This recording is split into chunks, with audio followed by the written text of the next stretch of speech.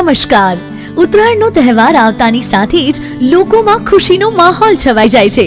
તો આવો આપણે સૌ સાથે મળીને mission safe Uttarayan, mission happy Uttarayan and Karuna અભિયાનના સ્વપ્નને સાકાર કરીએ।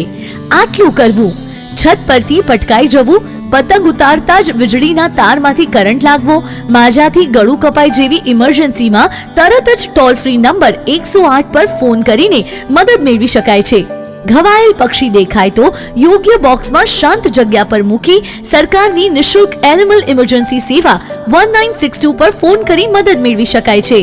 આસપાસ દેખાતી નકામી દોરીઓ ભેગી કરીને તેનો નાશ કરવો। શક્ય હોય તો ટુ વ્હીલર પર બહાર નીકળવાનું ટાળો અને જો નીકળવાનું થાય તો ગળાને મફલરથી લપેટેલું રાખો અને વ્હીકલની આગળ સેફટી રિંગ લગાવી રાખો।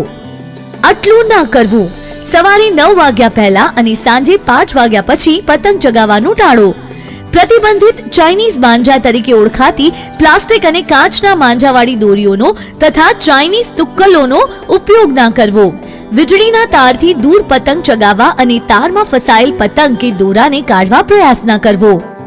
ઘાયલ પક્ષીના શરીરે વીંટળાયેલ દોરા બળજબરીપૂર્વક કાઢવા પ્રયાસ ન કરવો, તેનાથી પક્ષીને વધારે રક્ત પ્રવાહ થઈ શકે છે અને મરી શકે છે।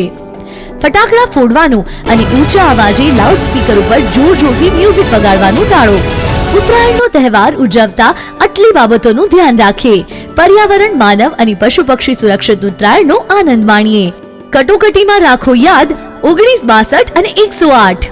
Wishing you a very happy and safe Uttarayan.